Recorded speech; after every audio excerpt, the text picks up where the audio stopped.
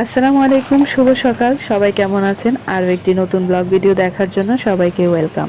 আকাশটা এত বেশি সুন্দর লাগতেছিল, চারপাশটা এত ভীষণই সুন্দর, আমার তো মনে হচ্ছে স্বপ্নের রাজ্য। মনে হচ্ছে না আকাশে তুলো ভাসছে, ঠিক ওরকমটাই লাগতেছিল।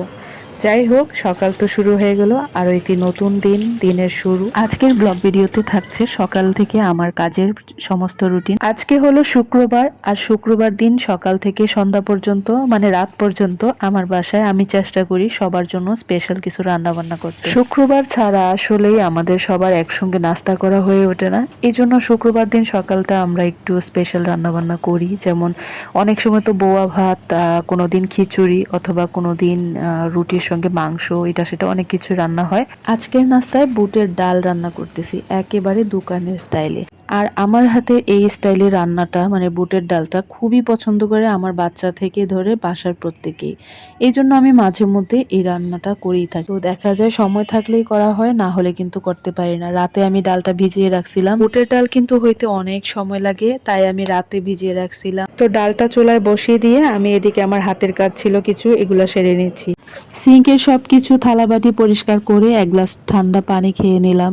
আপনারা এখন বলতে পারেন ডাইরেক্ট পানি কিভাবে খাইলেন? আসলে এটা পরিষ্কার বিশুদ্ধ পানি ছিল, কারণ আমরা এইভাবেই সবসময় খাই।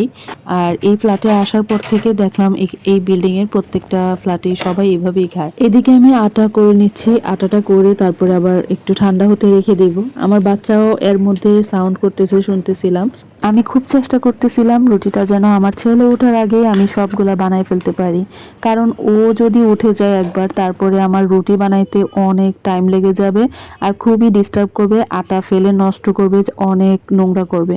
এর মধ্যে আমার কাজের বুয়া আমার ঘর পরিষ্কার করে ক্লিন করে চলে গেছে, তো আমি চাচ্ছিলাম না আমার ঘরটা আবার নোংরা হয়ে যাক। কিন্তু দেখেন আমার বাপজান উঠে বসে আছে, তো ওকে একটু ঠান্ডা করে একটু দুষ্টুমি করে ওর সঙ্গে আমি ওকে রেখে চলে আসছি আবারও রান্না করে। এখন ডালটাকে বাগার দিয়ে নিলাম।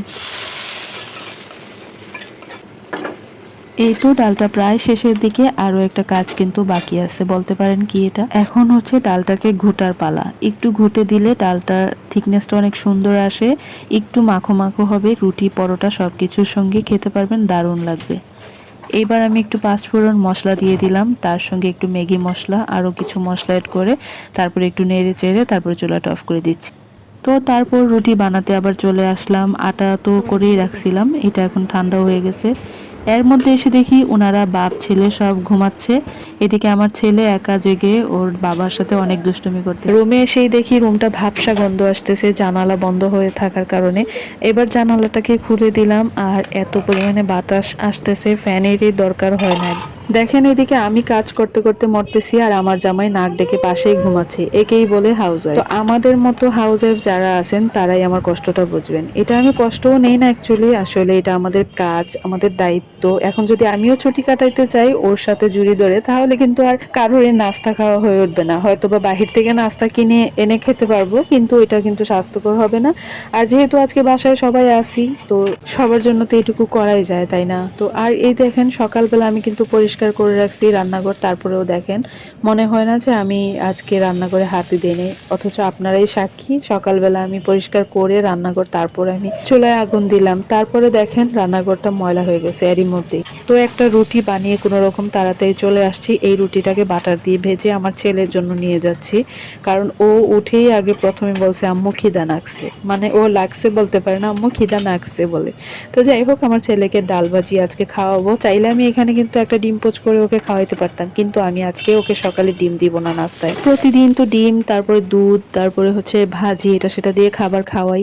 আর আজকে যেহেতু এত কষ্ট করে আমি ডাল রান্না করছি, ডালটা কিন্তু অনেক টাইম নিছে রান্না করতে। এই ডাল তো অনেক সহজে সিদ্ধ হয় না, আপনারা জানেন নিশ্চয়ই। এই জন্য আমি সবসময় চেষ্টা করি বাসায় যখন যেইটা রান্না হয় সেটা থেকে একটু হলেও ওদেরকে খাওয়ানোর। যদি পছন্দ হয় তো ওরা নিজে থেকেই বলবে যে আর একটু দাও, আর যদি পছন্দ না হয় খুব জোর করি না, কিন্তু অভ্যাসটা করাইতে হয়।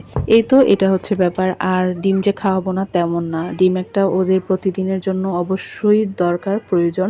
তো এই ডিম হচ্ছে আমার বাচ্চাদের খুব ফেভারিট, তো ওরা ডিম দিয়ে তৈরি যে কোনো খাবার খুব পছন্দ করে, তো আমি যে কোনো সময় ওদের ডিম খাওয়াইতে পারি, তো সেই নিয়ে আর কোনো টেনশন নাই, আলহামদুলিল্লাহ। তো এবার বাকি রুটিগুলোকেও সেকে নেব আর আমরা নাস্তা করব। আমি এইভাবে মাঝে মধ্যে রুটি তাড়াহুড়া যখন থাকে তখন এইভাবে রুটি সেকার ট্রাই করি, আর এইভাবে গ্যাসের অপচয়টা খুব কম হয়, মানে গ্যাসটা একটু বেঁচে যায় আর কি। এটা হচ্ছে আমার নিনজা টেকনিক। এই ছিল আজকে সকালের কাজকর্ম। আর একটা সুন্দর দৃশ্য দেখতে দেখতে চলেন ভিডিওটা শেষ করা যাক। সবাই ভালো থাকেন, ইনশাল্লাহ আবার দেখা হয়ে যাবে অন্য কোনো ব্লগ ভিডিও অথবা অন্য কোনো রেসিপিতে। আল্লাহ হাফিজ, tata and take care, bye by.